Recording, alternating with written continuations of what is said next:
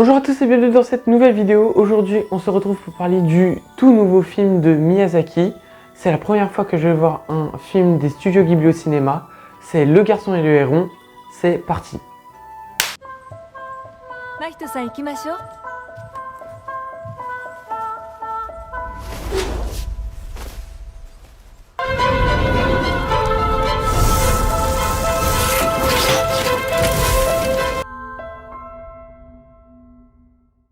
Alors, l'histoire de ce film est la suivante. On va suivre un jeune garçon de 11 ans qui s'appelle Mahito, qui a perdu malheureusement à Tokyo sa mère dans un incendie. Suite à cela, ils vont être obligés de déménager dans la campagne où cette dernière a grandi. Un immense manoir avec un grand domaine où va vivre justement un héron cendré. Et ce héron, au fur et à mesure, va être un peu le guide de Mahito dans ses questionnements et ses découvertes qu'il va faire au fur et à mesure du film, et qui va lui permettre de mieux comprendre le monde qui l'entoure. Ce film s'inspire d'un roman qui s'appelle « Et vous, comment vivrez-vous » de Genzaburo Yoshino, qui est paru en 1937, soit juste avant la Seconde Guerre mondiale. Alors comme vous l'avez certainement vu dans le titre, et comme je l'ai dit en intro de vidéo, c'est mon tout premier Miyazaki, c'est le premier film des studios Ghibli que je vois. La culture japonaise, j'ai vraiment pas grandi avec, ça ne fait que très peu de temps que j'essaye de me plonger dedans. En film d'animation, j'ai quasiment rien vu, et pour ce qui est des animés, c'est très peu. À ce stade, j'ai dû voir 70, allez peut-être 80 épisodes de Naruto, et actuellement je suis dans l'attaque des titans, ou SNK si vous préférez.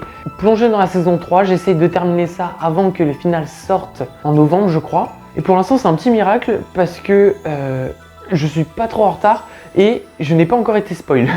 Donc autant vous dire que c'est incroyable. Bref, c'est pas dans cette vidéo que je vais vous présenter les studios Ghibli parce que je connais pas assez ce sujet, faudrait vraiment que je m'y plonge, que je vois beaucoup plus d'œuvres faites par ce studio pour vraiment vous faire une vidéo entière sur ce sujet. Mais ça ne m'empêche pas de faire cette vidéo et de vous faire part de ma découverte de ce Miyazaki. Qu'est-ce que j'ai pensé de ce film Le Garçon et le Héron? Déjà, j'ai envie de m'attarder sur un truc, c'est l'animation. J'ai pas d'autre mot que magnifique. Je l'ai trouvé vraiment incroyable. Comme j'ai dit, j'ai pas encore regardé d'autres films de Miyazaki, mais j'ai quand même fait mes petites recherches pour cette vidéo. Et bon, on est toujours relativement dans le même design. Déjà, c'est un point que j'aimerais souligner parce que je trouve ça vraiment bien. Pourquoi? Parce que vous l'avez certainement vu avec les derniers films d'animation. On peut parler des Pixar, mais moi je pense surtout là dans ma tête aux deux derniers Spider-Man animés avec Miles Morales, donc Spider-Man Into the Spider-Verse et Across the Spider-Verse, qui, comme j'ai dit dans la vidéo qui leur est dédiée, est une pure révolution du cinéma d'animation. La vidéo est toujours dispo, donc je vous invite à aller la voir. Mais ce que je dis dans celle-ci, c'est surtout que, pourquoi c'est une révolution? Parce qu'il y a pas mal de films qui ont copié ce style.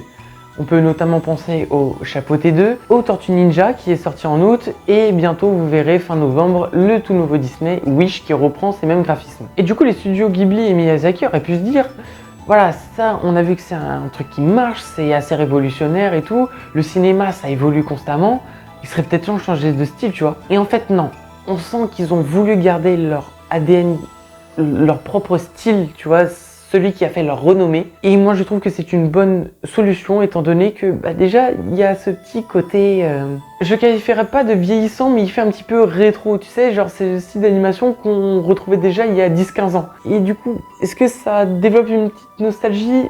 Peut-être. Mais non, je pense réellement que c'était la bonne solution de ne pas changer leur style d'animation parce que quand j'ai vu ces paysages et ces plans extérieurs, c'est magnifique, il y a vraiment pas d'autre mot.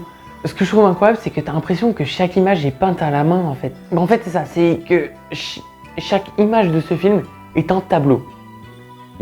C'est littéralement de l'art. C'est le 7e art.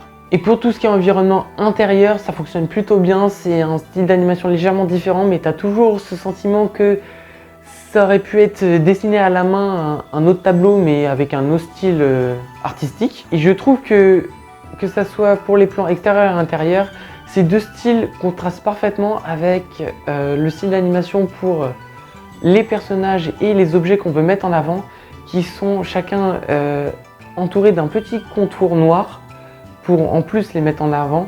Donc voilà, le contraste entre tout ça, ça marche vraiment très très bien. Ensuite, parlons un peu du film en lui-même, de l'histoire, que j'ai trouvé globalement plutôt sympa, Même si j'ai pas totalement compris la fin, je suis un petit peu mitigé dessus. Alors quand je dis la fin, c'est vraiment la fin, c'est genre la scène finale, la toute dernière scène du film, avant le générique. Hein. Pourquoi ça? Parce que j'ai un peu ce sentiment que ils savaient pas trop quoi en faire, comment terminer ce film, et du coup ils ont fait bon voilà, on termine comme ça, c'est très bien, voilà. Je sais pas trop quoi en penser. Peut-être vous savez, donc n'hésitez pas à me le dire en commentaire. Alors, autre truc aussi dont je voudrais parler, c'est que il y avait quand même des gamins qui avaient peut-être pas 5 ans, mais bon, des jeunes enfants, il y en a qui avaient moins de 10 ans, qui étaient allés voir ce film.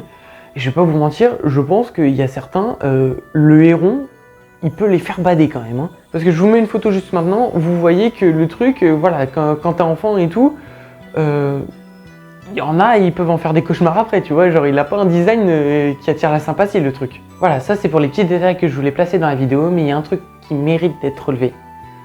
C'est la capacité d'imagination et de créativité de monsieur Hayao Miyazaki. Parce que je vous dis qu'il faut vraiment en avoir pour mettre en image tout cet univers. Mais quand je dis tout, c'est vraiment 100% du truc, que ce soit les personnages, les lieux, les créatures, certaines idées, enfin il y a tellement de choses dans ce film. C'est 2 heures et c'est bourré d'imagination et de créativité et c'est juste impressionnant. Tu as l'impression que le gars, il a vraiment aucune limite. Alors c'est pas du spoil, je vous dis juste un truc vite fait si vous allez voir ce film. L'idée des perruches, c'était du génie, j'ai trouvé ça trop drôle et trop bien. Et je pense que ce côté créatif dont fait preuve ce film est la chose qui m'a le plus impressionné dans celui-ci. Et je terminerai par dire que Le Garçon et le Héron image parfaitement le roman qui a inspiré ce film. Parce que ce roman, il veut défendre ce qui fait de nous des gens profondément humains, que ce soit la liberté de penser, l'entraide, le désir de justice, l'ouverture du cœur. C'est vraiment 4 sujets qui sont traités dans ce livre et que je trouve qu'on retrouve bien dans ce film. Et même si ce bouquin sort en 1937 où le nazisme prend de plus en plus de place en Europe et que le Japon se militarise, ben je trouve que quelque part ces messages que veut véhiculer ce film et ce roman sont encore d'actualité aujourd'hui avec tout ce qui se passe d'horrible dans le monde. C'est vraiment que les humains ne sont pas que cruauté et malveillance, ça peut être aussi des gens qui vont s'unir pour faire évoluer le monde dans le bon sens. Voilà, je pense que c'est une bonne conclusion. Sur ce, moi je vais vous laisser là-dessus. J'espère que cette vidéo vous a plu. Si c'est le cas, n'hésitez pas à mettre un pouce, à vous abonner, commenter, dites-moi ce que vous avez pensé de ce film, si vous l'avez vu ou si vous comptez aller le voir. Et sur ce, nous on se retrouve bientôt pour une prochaine vidéo. C'était Ciné Trip. Salut!